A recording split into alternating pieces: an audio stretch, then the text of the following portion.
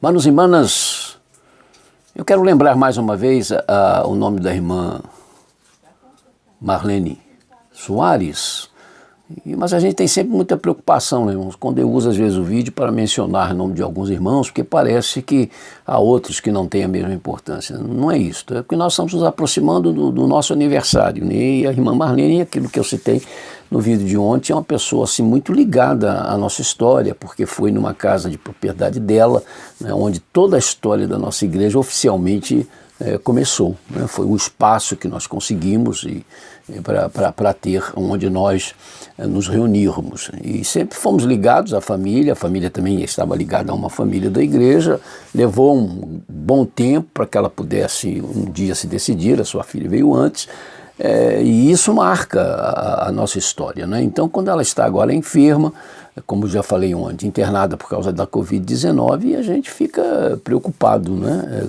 Como nos demais casos, mas fazendo essa referência porque ela é automática. Por favor, não deixe de consultar o seu livro, tá, querido, de intercessão. As pessoas estão contando com as nossas orações. É apenas mais uma notinha sobre a irmã Marlene, ela já estava enferma há muito tempo, né? Veio estar enferma agora da Covid, mas já tinha uma série de complicações em termos de saúde, tem ainda, né?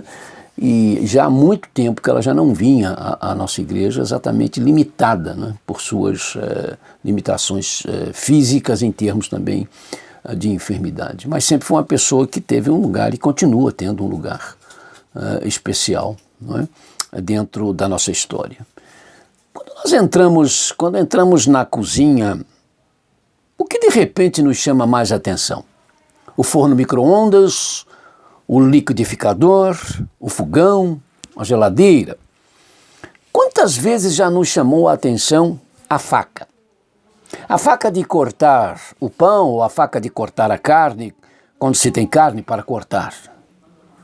Na verdade, a faca nos chama pouco atenção, salvo quando a estamos usando por causa do cuidado que se deve ter, Mas quantas vezes, ao usar uma faca, nós já paramos para pensar nos idos tempos da humanidade, quando a faca para cortar tinha de ser feita de pedra.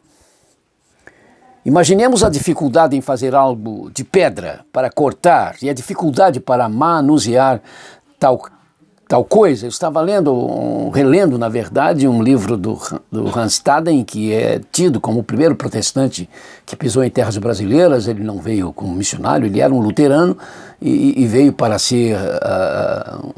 tomar conta ou servir, né, as forças portuguesas que aqui estavam, ou espanholas, não sei, às vezes de um, às vezes de outro, e ele tinha uma propriedade, porque um escravo seu, parece, fugiu, ele foi se embrenhar nas matas e foi preso pelos índios tupinambás e quase foi comido. Então ele depois conta toda a história do tempo que passou entre os tupinambás e os índios, e ele fala dos utensílios dos índios, inclusive de facas feitas de pedras. Bem, não é difícil você perceber o quanto a faca é útil aos afazeres de uma cozinha, mas a gente pode pensar no quanto esta mesma faca pode significar em termos de perigos. Perigo de cortar o dedo, dependendo do tamanho da faca e do mau uso dela, pode-se causar ferimentos graves, até mesmo fatais. Já li que o número de pessoas que precisam ser levadas ao pronto-socorro por causa de acidentes causados com as chamadas facas de cozinha é bem maior do que se pensa. Cuidado com cabos de faca, ou com os cabos da faca, ou o lugar pela qual ela é segurada, se estiver escorregadio por causa de gordura. Ao perceber isto, lave a faca de novo. Isso evitará que ela escorregue na sua mão e cause um corte. Quando for cortar com a faca, corte sempre na direção contrária ao seu corpo. Quando for pegar a faca, aonde quer que ela esteja, pegue sempre pelo cabo, né? Nunca pegue pela lâmina. Essas são recomendações que estão entre as 3 mais repetidas em relação ao chamado uso de facas de cozinha. Mas, meus amados irmãos e irmãs, nós podemos ser como facas úteis ao andamento dos serviços de uma cozinha, sem as quais tudo ficaria extremamente complicado, mas podemos ser como facas que causam acidentes, alguns bem graves. Por causa do jeito que vivemos, por causa daquilo que nós falamos, mais ou de menos, de atitudes impensadas, descompensadas que tomamos, nós podemos nos tornar facas que causam feridas graves nas pessoas com as quais nós convivemos. São realidades pertinentes à vida. O que é para ser útil, para servir, para ajudar a viver, pode de repente, por causa do mau uso, tornar-se um instrumento que fere, que abre feridas e que até mata. Quando o Senhor Jesus diz, eu vim para que vocês tenham vida e a tenham plenamente, João 10:10, esse ter a vida plenamente não significa apenas o viver de Cristo em nós, nos abençoando, nos completando, dando sentido, significado às nossas vidas, mas significa também o que a minha vida em Jesus Cristo, por causa de Cristo Jesus, como é que a minha vida beneficia ou pode beneficiar os outros. É o tal ser sal da terra e luz do mundo para que as pessoas, por nossa causa, isto é, do que somos e fazemos, glorifiquem a Deus.